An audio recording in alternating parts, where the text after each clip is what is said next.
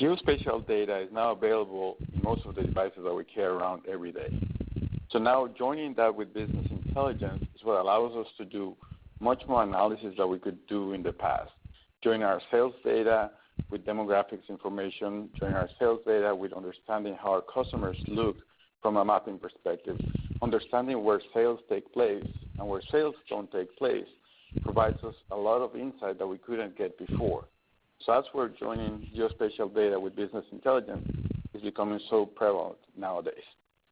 Today, in partnership with Pitney Bowes, we are presenting GeoSpatial Analytics with MicroStrategy, and the goal for this presentation is that we teach a little bit, or that you learn a little bit of what we can do with GeoSpatial Analytics. We'll show a product called Spectrum Spatial for BI, which is developed by Pitney Bowes. We'll show MicroStrategy running with Spectrum Spatial for BI, and we'll also mention as we go through the presentation what you can do with MicroStrategy out of the box and what things you can do with MicroStrategy and Spectrum Spatial for BI. At the same time, we'll actually show data enrichment with demographic data that's actually produced by Pitney Bowes. So without further ado, we're going to introduce Heidi Geronimo, who's a product manager for Pitney Bowes, and myself, Javier Ruiz, who's a principal of Intelligent Data Solutions for this presentation. Briefly, what we're going to cover today will be the framework of Pitney Bowes, how it relates to MicroStrategy, and all the different components that it has. Then we'll also show what the portfolio of things that Pitney Bowes has, and then we'll do a demo of the whole solution with MicroStrategy. First, let me talk briefly about who I am. I'm a partner at Intelligent Data Solutions. We are a software services firm. We do analytics, data integration, and services in the business intelligence and data warehousing space. We do everything from geospatial location intelligence, building dashboards, building web applications, working with cloud-based BI solutions, and we also help our customers be successful and get the most return of their investment in business intelligence. Along the way, we're experts in data model and complex data model, moving data between different solutions as well as big data. That's IDS. So I'll turn the podium over to Heidi Geronimo from Pitney Bowes. Thanks, Javier. So just a really brief word on Pitney Bowes. We're a global technology company, perhaps best known for our mailing solutions, but also as the company that acquired MapInfo and Group 1 Software. 90% of the Fortune 500 and more than 1.5 million small and medium-sized businesses in approximately 100 countries around the world rely on products, solutions, and services from Pitney Bowes, in particular from the telecommunications, insurance, and local government sectors, as well as retail, banking, and other financial services. So going a little bit deeper, of our 5 business units, we put location intelligence as a key competitive advantage because location technology essentially underpins every other business unit of the company. Just as an example, our shipping and mailing solutions, for which Pitney Bowes is best known, can't really exist without the correct location of an address. And as such, we rely on our own technology to help mail, ship, and apply the correct tax structure for global commerce demand. So let's jump right into Spectrum Spatial for BI. What is it? Really simply, Spectrum Spatial for Business Intelligence extends the capabilities of widely used business intelligence systems to provide comprehensive map-based data visualization and spatial analytics within the BI environment. So a little bit deeper, it's essentially an application interface between the BI systems and our product Spectrum Spatial. Spectrum Spatial is our server-based platform for delivering location intelligence and GIS, Geographic Information Systems, with functionality like geocoding, spatial analysis, mapping, and hotspot analysis. Spectrum Spatial for BI takes these spatial features and functionality and then brings them forward into the various BI platforms, a place in which business users are used to working. In the past, GIS, Geographic Information Systems, and business intelligence have been largely siloed. Business intelligence, as you all probably know, brings trust and secure distribution of massive data sets to the entire organization and answers the who, what, and when, and more recently, maybe a little bit of where. But GIS and location services bring advanced spatial analysis and high-impact visuals and answer that where question. So Spectrum Spatial for BI really brings these two functions and capabilities together, resulting in a visual geographic representation within a BI report using an interactive mapping interface and tools to manipulate the data and map. Just talk really briefly some of the benefits of Spectrum Spatial for BI. So what you may notice on the top right, there's a couple of different logos there. So for those of you that have MicroStrategy, you may also have other BI tools.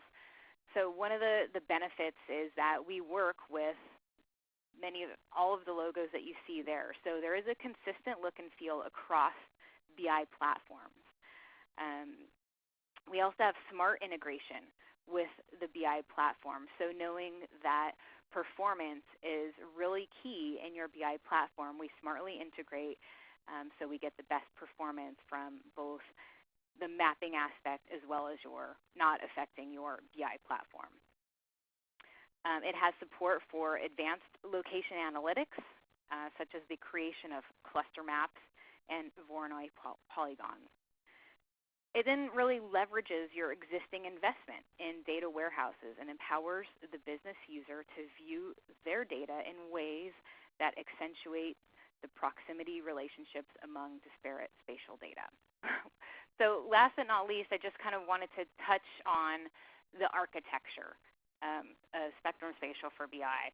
So basically, at a very high level, bottom left, you've got your data that exists in business systems. You then have your spatial data. And that can be anything from demographics or anything along those lines, boundaries. You've got your business intelligence server, and alongside that you would have a Spectrum Spatial for BI server, and then you're able to then report up in through your business intelligence systems. And we also support Excel too. With that, I'm going to go ahead and turn it back over to Javier to walk you through some sample use cases. So much. Thank you so much, Heidi, for your perfect explanation of Spectrum Spatial for BI and how it integrates with MicroStrategy. So before jumping to the example that I will show you live on using MicroStrategy with Spectrum Spatial for BI, I want to enrich your dashboards with data. I will go over the process that we went through to make it happen and make it available. One of the things that how we use Spectrum Spatial for BI, we first have to geocode the data. Geocoding is the process of understanding where in the map something is located. We probably get addresses from customers. We probably get street addresses, locations where people are at. But that needs to be translated into a latitude and longitude. That is what's displayed in the map. That's how the map knows where to plot different dots into the map. That's a spatial integration that then happens. And then we'll do some spatial analytics. Some can be done beforehand, like calculating spatial regions, calculating certain distances. Then we can also enhance the data with, enhance our process with data. Different data sets that we've used, for example, is the world points of interest, which are different areas, for example, big box retailers, where are they located? World streets, understanding where all the different streets that are available. Doing routing, distance, directions. That's all the world streets information. And of course, very important, is the world demographics data. Understanding what's the mean income of a given area, what's the ethnicity of different people in a given area. That will help for campaigns and marketing to understand how to target those campaigns. And finally, which is kind of the icing on top of the cake, is showing the data within a map and a visualization, and also being able to do analytics within the map, which is something that doesn't come necessarily easy when you're looking at a tabular report. So I'm going to share my screen, and you will see how we can actually do this with MicroStrategy. So first, I'm going to set up the use case for the example that we're looking at. we're creating a store called GeoCycles. They sell bicycles online. So it's an online retailer that sells bicycles to all their customers. Now, something that they want to do, they want to expand and not only sell their products online, they want to be able to put a brick-and-mortar store so they can be closer to their customers. Now, recently, just last week, actually, Amazon, if you've been following up the news, they announced they're going to open about 400 brick-and-mortar stores. So they probably are going through a similar process to actually determine where to place the stores. So that's what we're going to show you today. We're going to use the mapping solution, the analytics with MicroStrategy and Spectrum Spatial for BI to try to determine where the best location for a store would be. Now, for that, we have several characteristics or several criteria that the business requested from us in order to determine where to place the store. The first thing we want to know, they want to be close to where their customers are, looking at where they have most of their customers. They want to be in an area where there's a high mean income for people. They want to be in an area where people have more money. They want to be in an area where they know that people over the next 5 years will be buying sporting goods products. And I will talk about that data set in a few minutes.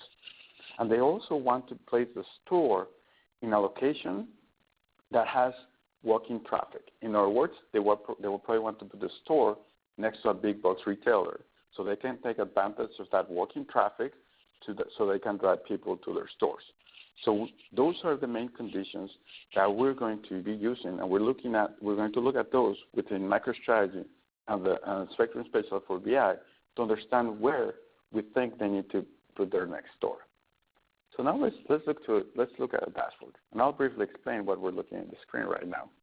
This is a MicroStrategy dashboard. This is a MicroStrategy report, MicroStrategy graph, just like we're used to having a dashboard. And for this demo, in GeoCycles, they have their sales analysis dashboard, which is actually showing their sales by zip code in the California area. So this is where they want to place their first store. So there's full interaction between MicroStrategy and GeoSpatial Spectrum Spatial for BI, which is the mapping solution. So we can have the selectors that allow us to segment the data and see it change in the map. Now, today I want to show you just how we're going to get to the data that we want to get for understanding where to place the next store. So this is the mapping solution, and I'm going to open up our control box, which has the multiple layers, different thematic layers that allow us to look at the data within the map in different ways. And then we also have the visualization layers that allows us to do BI or analytics within the map. And then we can also see, as I'm going through a presentation, I'm going to show you the legend of what each of these things means. Right now, in our default mode, we're seeing the average sales amount for each of the zip codes. So our zip codes where there's more sales, there's the ones shadowed in blue. And there's zip codes that have very few sales, which are the zip codes in red. Okay? So let's start looking at the criteria of where do we want to place a store. First thing we want to know, where are the customers that are buying our products? So one of the things that we could do, we could just turn on the layer that shows us where our customers are, see the pinpoints of our customers. I'm just going to go ahead and do that right now. And it's going to be ordered by income range. So we can see here, we have all these customers in this area, but this information, while it's useful, I can see there's a cluster of customers up here in the Los Angeles area. There's another cluster of customers in the San Diego area. But I can't really tell where my concentrations of customers is really happening, where I have more concentration of customers. So I'm going to turn this layer off, and I want to see the data in what we call a point cluster. I want to see the clustering of customers that will allow me to see where I have more customers together. So I'll turn on our point clusters, and we're going to start to see this information. Now, this is much better than looking at many bubbles in one place. Now we can see where we really have the concentration of customers, where we can see down here in the San Diego area, we have many customers, and we probably have more customers than we have in the LA area. We're looking just at the bubbles. We can't really see that right off the bat. Now, this is standard functionality in the Spectrum Spatial for BI connector, And this is something that you can also do with MicroStrategy out of the box, having the point clusters available within a map. Now we're going to zoom in into the area where we want to place our store, so we can start to narrow down the area where we think the store is going to be. So I'm going to zoom into this area because we know that's where we have most of our customers. So as we zoom in, the point clusters adjust. So we still have a lot of red, so we still want to be in the area where there's more red. We don't really want to be in the areas where there's too much yellow right now. So let's zoom in one more level and see how the data is starting to shape up. We take another zoom level. And now the story becomes more clear now. We have 150 customers in this area, 106. So we think, if going by this information, the store should be located somewhere around here in the San Diego area. Let's zoom in one more level. So we actually remove all the red dots, and we can see now in more detail we have more clusters of data. Let's go back up one level. There. I think this is a much better representation of the San Diego area, and we have the clusters of customers. To make this analysis a bit simpler, let's turn off our thematic layer for sales amount per customer. And now we just see the actual cluster that shows our customers in the region.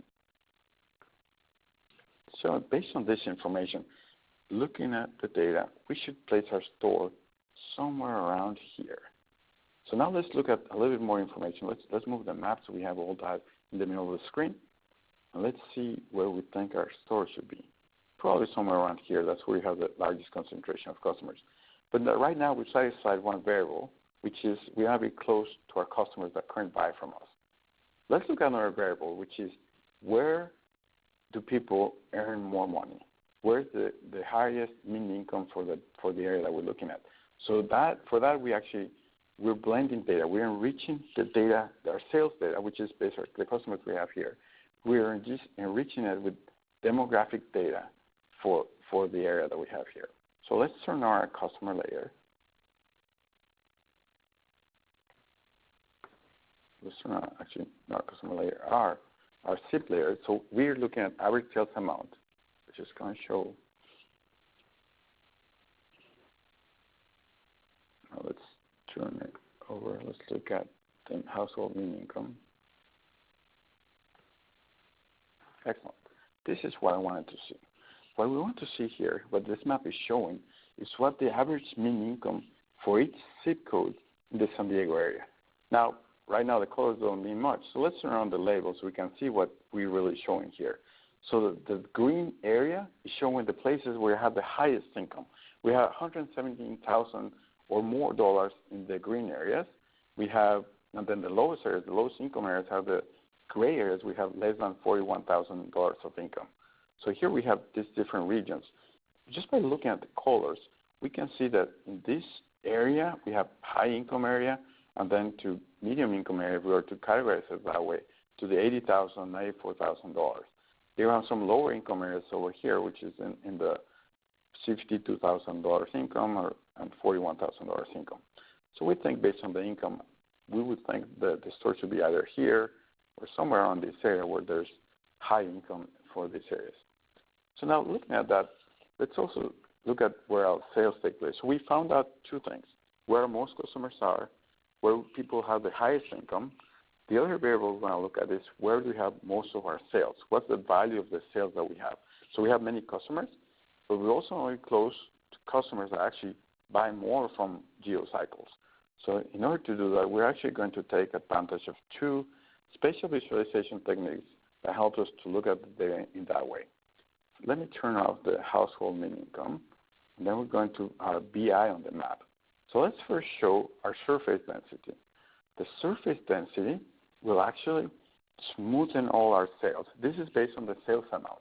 So we can see we have high concentration of sales in the red areas, fewer sales in the yellow areas. What's also important to know, there's areas we don't have sales, where there's no yellow, no red, or no orange. There's no sales in that area. So this is something that may be also good information. We definitely don't want to put our store close to here. Maybe we want to know why. If there's high sales in the San Diego downtown area, maybe there's no sales here. Or maybe there's very few sales in this area. Same here, for example, in La Jolla, which is a high-income area where we seem to have a lot of sales. There's hardly any sales right by it. So that's important information that we cannot see unless we're looking at the data in a map. If we're looking at the data in a report, we may see zip codes, we may see sales amount, but we don't get to see the gap. And that's the important thing. That's the value of the insight that we get by looking at the data within a map. So based on this data, just looking at the surface density of our sales amount, we would think our store should be here, but there's a second best maybe in La Jolla or in this area right north of San Diego downtown. So now let's turn to another of our analysis tools to look at the contour graph. And by the way, the surface density is one of the available choices that you can use with MicroStrategy out of the box. So if you're looking at your sales with MicroStrategy, you can do this with MicroStrategy out of the box, the surface density as well. Now, the one thing that we allow you to do with Spectrum Spatial for VI is looking at multiple layers at the same time. That's something that we can do yet with MicroStrategy out of the box. So now let's look at the contour graph. The contour, if you're familiar with topographic maps, it shows us the different variations of layers for sales. Or, for example, the topographical map would be with altitude. In this case, it shows with sales. And we can see the valleys and the peaks more detailed than we could see with the surface density. So remember that in La Jolla we have high sales. We still do have high sales. But now that we have the big red spots in this area, it's clear that our store should be located close to this area. We have the peaks of people that are buying more product from us than in La Jolla. La Jolla, yes, there's a lot of sales here, but right around this area, remember we talked about a couple of minutes ago, there's really no sales. We really want to be close to where our customers are really buying from us. So based on this information, we think we should be close to this area. Now there's one more parameter we're looking at. So we've seen where we have most of our customers, where we have high mean income, where we have most of our sales. The next thing that our marketing department wanted to know before putting a store over there in any area is what's the potential of people to buy in sporting goods over the next 5 years. So our company has acquired some of the data sets that Pitney Bowes sells, and based on that we want to know what's the sales potential for the next 5 years. And that's something that's available by using another data set within MicroStrategy. So I'm going to turn on this map. And right now this is looking at the number of customers, but I'm going to change it, and we're going to look at what's called the retail sales potential for sporting goods. So that will tell us what's the potential of people buying sporting goods over the next 5 years. So as you can see here, and let me turn on the label so we can actually make more sense of this information. When we look at the hatch that's actually slanted to the right, that means that they have the highest potential of buying sporting goods over the next 5 years. For this, it's by zip code, this data. We say for this zip code that have the slanted to the right, in that zip code, they think people are going to buy more than $1.7 million over the next 5 years in sporting goods. Whereas where we have the completely horizontal lines, it's less than $19,000 over the next 5 years. So let's see this. So based on that, where should we place our store? Here where people are less than or equal to 1 million, or do we want to place it closer to where people are more likely to buy more sporting goods over the next 5 years? Now, if you see, this is a hatch. And the reason why it's made a hatch is because we actually want to combine this layer with a different layer that's actually showing different things. We can turn on, for example, what's the sales by income range.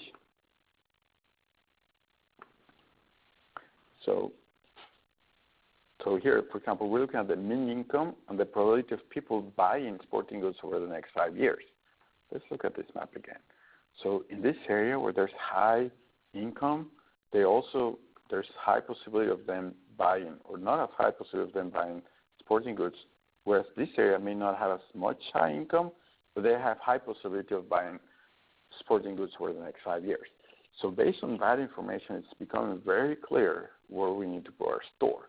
So I think we're going to be close to this area. Remember, when we look at our point cluster, it had most of the customers in this area.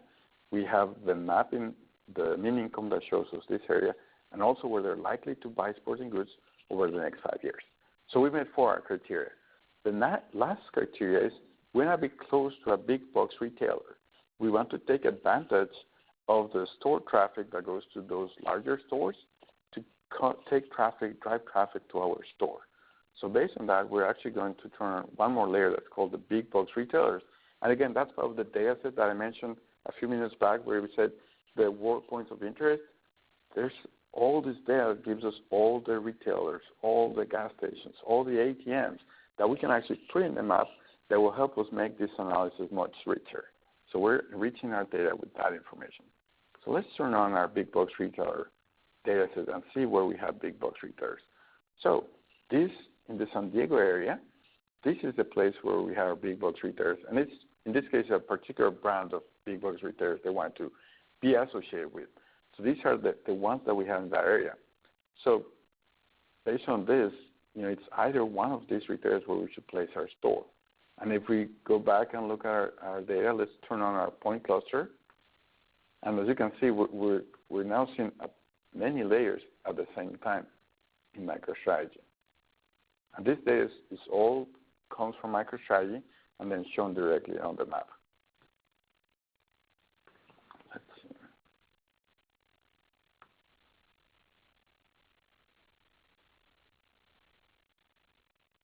The point cluster is not shown for some reason, but let's turn on the contour.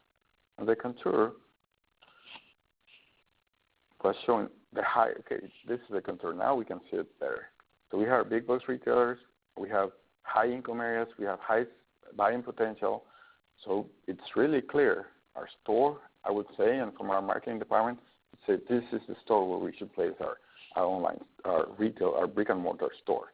Right here, store number 1 and 2. Now we can actually click on this store and look at the data pertinent to the store. So this is the address for that store. This is the city where it's placed, the sales that they do in a month, the sales rank, and the store ID. So now we can go back to our marketing department, our operations department, and tell them where to place the store. Let's turn off some of the layers so we can actually see the data. Now we can remember turn them on and off. Let's turn off our hatch as well. So now this is where the big box retailer should be placed. Store 119. Now, this is the place where we want to place our store. One more thing that they also wanted to do when they open up the store, they want to actually reach out to customers that we already have in the area.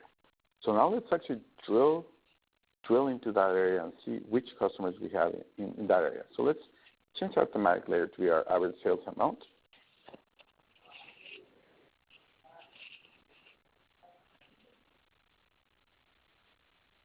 Well, that is showing up.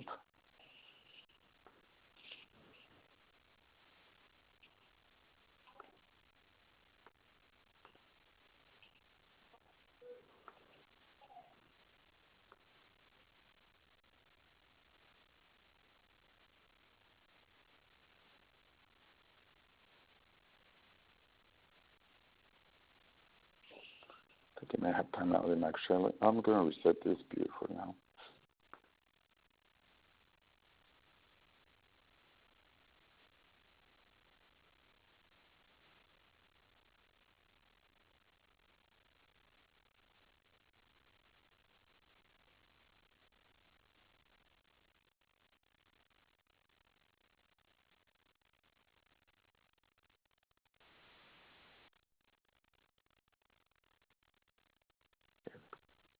Now we're back here.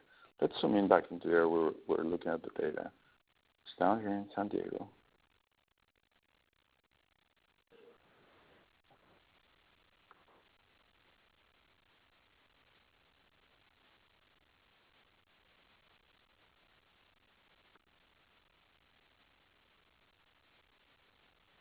Perfect. Let's turn on our big box retailer section so we can see where our big box retailer is. So if you remember, we are the big box retailer we selected is this one, 119. So we're going to actually, or the one that's located in San Bernardino. Let's actually now look at the customers that are located right in this section. So when they open up the store, they know who to send the welcome package, come visit our store information to. So now what we're going to do, we're actually going to drill down in the map.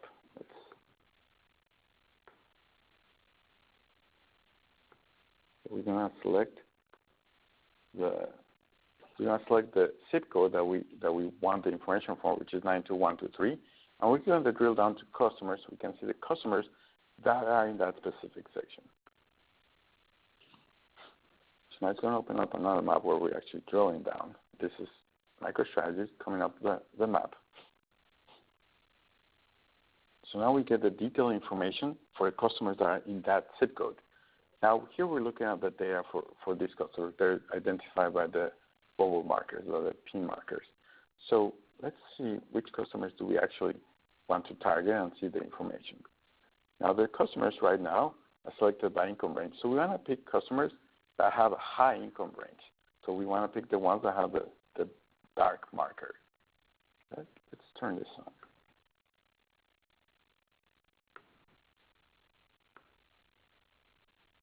So we select the pop-up. This is returning us.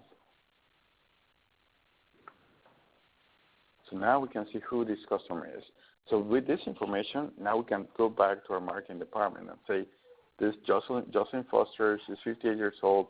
This is how much she's bought from us. This is her income, and we want to reach out to her to get more information, to send her a new customer package that we're going to have a store opening close to that area. So with this information, we can see how we blended data from Pitney Bowes demographic information, retail sales potential information, big box retailer.